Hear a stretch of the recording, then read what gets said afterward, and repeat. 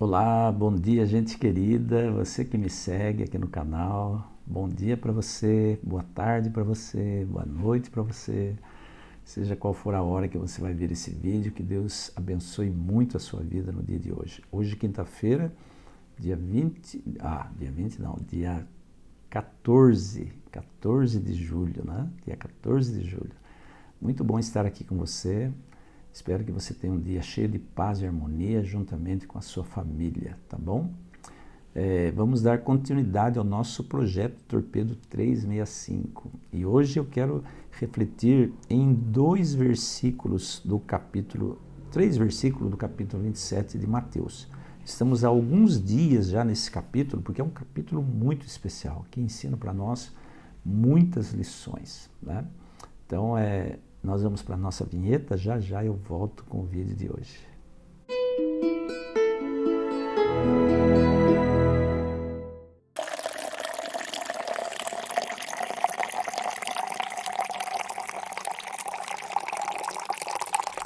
Vamos lá então, né? O capítulo 27 de Mateus, a gente lê, sempre está aprendendo coisa nova, né? Coisa importante, interessante, coisa na qual a gente pode refletir e aprender lições práticas para a nossa vida, para o nosso dia a dia. E o primeiro versículo que eu quero considerar com você hoje é o versículo 32 do capítulo 27. Veja só, ele diz que naquele trajeto que Jesus fazia pelas ruas de Jerusalém, carregando a cruz até o Monte Calvário, apareceu ali um homem, né, chamado Simão Cireneu, Simão de Cirene. Cirene era um lugar, um vilarejo onde Simão morava, talvez até tivesse nascido ali, né? Mas esse homem ele foi obrigado pelos soldados a carregar a cruz de Jesus, porque Jesus não estava mais aguentando carregar aquela cruz. Vamos lembrar aqui de algumas coisas, né? Jesus foi preso na quinta-feira à noite. Ficou a noite toda acordado, cuspido, açoitado, zombado, passou pelos mais terríveis escárnios, as mais terríveis provações possíveis, sem comer, sem beber. Então, fisicamente, ele estava muito fraco, muito fraco. E aí, na trajetória para ir até o Monte Calvário, que obrigaram ele a levar uma cruz que não era dele, nós já falamos sobre isso, a cruz era do Barrabás, né? Portanto, bem maior do que ele. Mas naquela trajetória, tinha ali um homem chamado Simão, que era de Cirene, e obrigaram esse homem a carregar a cruz de Jesus. Eu fico comparando esse evento com a seguinte situação. Não sei se já aconteceu com você, mas muitas vezes quando a gente viaja pelas rodovias aí do nosso país, de ônibus, de carro, né, a gente se depara com alguns acontecimentos bem trágicos, acidentes. E só para ilustrar para você, às vezes nós estamos numa pista dupla, o acidente aconteceu na outra pista. O trânsito da outra pista está parado ou está lento. Mas a pista do lado contrário, a pista que não tem acidente, também ela fica lenta. Por que ela fica lenta? Porque muitas pessoas são movidas pela curiosidade. Passam, diminuem a velocidade do carro, ficam olhando, né, para ver o que aconteceu, qual foi o estrago no carro ou no caminhão da pista contrária, se teve vítima, se essa vítima foi fatal. Ou seja, infelizmente, tem muita gente que é movida pela tragédia, é movida pelo sangue. Tem muita gente que gosta de ver tragédia. Tem alguns até que têm a infeliz ideia de filmar as tragédias, fazer aqueles vídeos mais trágicos possíveis, né? E depois enviar nos grupos de WhatsApp. E as pessoas compartilham, e isso viraliza, enfim. Por que acontece isso? Porque as pessoas, muitas delas, gostam de sangue. Já gostam de acordar de manhã com notícias trágicas no rádio, no jornal, na televisão, né? Aquele acontecimento de Jesus sendo condenado, levando a cruz através das ruas de Jerusalém até o Monte Calvário, chamou a atenção de muita gente. Muita gente que estava ali com o coração consternado, triste. Os discípulos estavam ali perto, acompanhando aquele cortejo trágico. a família, né? Irmãos de Jesus, Maria estava ali também, mas tinha muita gente curiosa ali, gente ávida por ver sangue. Eu não sei por que Simão, o Cireneu, estava ali por perto naquele dia. Provavelmente, já ouvi essa explicação, né? Já li alguma coisa sobre isso. Simão tinha ouvido falar de Jesus. E naquele dia, era o dia do sacrifício de cordeiro. Jesus tinha vindo, Simão tinha vindo a Jerusalém para oferecer o sacrifício anual, porque era a ocasião da Páscoa. Até tinha 2 filhos dele ali com ele, acompanhando, né? E obrigaram Simão a carregar a cruz de Jesus. Simão, aliás, não sei nem se sabia o nome dele, né? Obrigaram ele, carrega a cruz aí, homem, porque Jesus estava caindo muito ao longo do trajeto. Eu fico pensando que bênção isso se tornou para Simão depois. Na hora foi constrangedor, com certeza. Ele não estava ali para passar por aquilo, né? Aquele, entre aspas, vexame. Mas depois que ele entendeu quem era o homem que ele ajudou, quem era o homem que ele carregou a cruz, aquilo se tornou uma lembrança eterna na mente de Simão. Aquilo se tornou uma lembrança eterna na mente dos seus filhos que o acompanhavam. E eu fico imaginando Simão depois, pensando, puxa, que privilégio eu tive de carregar a cruz do Filho de Deus. Porque com certeza Simão ouviu depois falar da ressurreição, né? E carregar a cruz de Cristo se tornou uma bênção na vida dele. Quantas vezes você e eu também carregamos a cruz de Jesus? Como assim, Antônio? Quando nós participamos dos sofrimentos de Jesus, nós também estamos carregando a cruz de Jesus, simbolicamente falando. Mas como que eu vou participar do sofrimento de Jesus?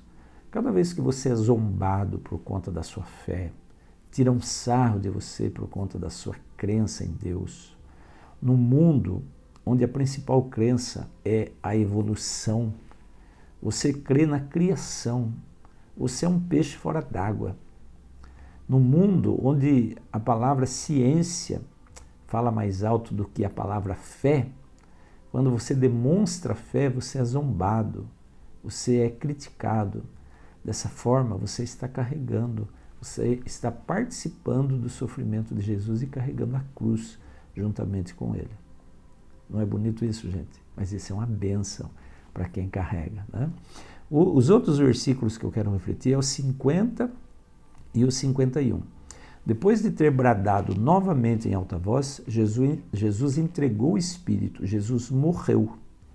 Naquele momento, o véu do santuário rasgou-se em 2 partes de alto a baixo. A terra tremeu e as rochas se partiram. Olha só, você já parou para perguntar por que o véu do santuário se rasgou de alto a baixo quando Jesus morreu? Vamos considerar aqui algumas coisas a respeito desse véu.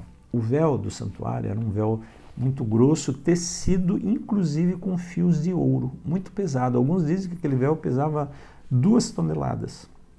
Aquele véu separava 2 ambientes do santuário, o templo, né? O lugar santo, chamado no Antigo Testamento de lugar santo, e o lugar santíssimo. Quem que podia entrar no lugar santíssimo? Uma vez por ano, somente o sumo sacerdote, tá? O chefe lá dos sacerdotes. Ele entrava ali para fazer aquele cerimonial, aquele ritual, né? Não vou entrar nesse detalhe agora, né? Mas aquele véu separava esses 2 ambientes. Quando o véu se rasgou de alto a baixo, Deus estava dizendo para o povo, acabou o mistério do santuário, acabou a morte de cordeiros, findou-se esse cerimonial. Deus tinha dado essa lei, a lei dos sacrifícios e holocaustos, lá no Antigo Testamento, com um objetivo. Cada vez que as pessoas matassem um cordeiro, sacrificassem um animalzinho, era com o propósito de eles lembrarem que no futuro o verdadeiro Cordeiro de Deus, para quem aqueles cordeirinhos apontavam, ele viria para morrer pela humanidade. Esse era o objetivo. Cada vez que um cordeiro era morto, as pessoas deviam lembrar, um dia Deus vai mandar o Salvador para morrer por nós. Bom, se agora Jesus veio, Jesus estava morto, acabou de morrer, porque ele era o verdadeiro cordeiro que foi morto para tirar o pecado do mundo, não precisava mais matar cordeiros como se fazia no Antigo Testamento. Agora, o verdadeiro cordeiro estava ali morrendo, uma vez por todas, por todos os homens de todos os tempos, homens, mulheres, todos os pecadores de todos os tempos. Então acabou a lei da morte dos cordeiros. Essa foi a lei que Jesus aboliu na cruz. Não precisamos mais sacrificar cordeiros, porque o verdadeiro cordeiro já morreu. Tá? Acabaram os mistérios do santuário. Sabe como é que eu ilustro isso, para você compreender? Vamos supor que eu tenho 2 filhos, um filho e uma filha. Vamos supor que o meu filho casou e foi embora do Brasil, foi embora lá para a Austrália, outro lado do planeta, né? E ali um dia ele manda um WhatsApp para mim, ou por ligação de vídeo, ele diz: pai, minha esposa está grávida, minha nora estava grávida. E ele vai tirando fotos dela e me mandando, né? Vai me mandando essas fotos. A minha nora, a Lívia, né? Engravidou, a barriga cresceu, aí nasceu a minha netinha, a Júlia, né? A minha netinha mais velha. E eles vão mandando as fotos da Júlia para mim, desde pequenininha, né? Isso não aconteceu. Meu filho sempre morou perto de mim, minha filha também, né? Mas só uma ilustração para você entender. Eu vou guardando aquelas fotos, vídeos, né? Vou guardando. Olha, minha netinha, eu estou conhecendo ela por foto, por vídeo. Mas um belo dia meu filho fala: pai, estou indo para o Brasil, vou visitar você. E aí eles vêm. Ele vem com a esposa, vem com a filhinha, minha netinha. Eu não conhecia minha netinha pessoalmente. Agora eu tenho o prazer de tê-la comigo pessoalmente. Sentir o cheirinho dela, né? E ouvir a vozinha dela começando a falar, querer aprender a falar, né? Sentir o cheirinho, carregá-la nos meus braços. Nesse momento, quando eu tenho ela comigo, né? Sinto o corpinho, o cheirinho dela comigo, posso carregá-la, todas aquelas fotos e vídeos perderam o valor daquele momento, porque o que mais tem valor para mim agora é a presença real e física dela comigo, né? O que Deus deu no Antigo Testamento foi, simbolicamente foi isso. Filhos, vou te dar aqui sombras das coisas futuras. A morte de cordeiros, né? Tudo apontava para Jesus. Jesus veio, a presença física dele agora é o mais importante. A morte de cordeiros não tem mais sentido. Você está entendendo? Então, gente, Jesus é o centro da Bíblia, tanto do Antigo quanto do Novo Testamento. Ele é o centro da palavra. Tudo apontava para ele. No Antigo Testamento, as pessoas acreditavam, eram salvas pela fé num Cristo que ainda ia vir. No Novo Testamento, e do Novo Testamento para cá, nós somos salvos pela fé num Cristo que já veio. Isso é muito lindo, né? E como ele é o centro do universo, o centro da palavra, ele quer ser o centro da minha vida e da sua vida também. Então a minha mensagem de hoje, meu torpedo de hoje, é para que eu e você permitamos que Jesus seja o centro da nossa vida, tá bom? Fica com Deus, um forte abraço para você, que esse pensamento acompanhe você ao longo do dia de hoje. Amanhã eu volto com o torpedo 195. Forte abraço, até lá então. Tchau, tchau.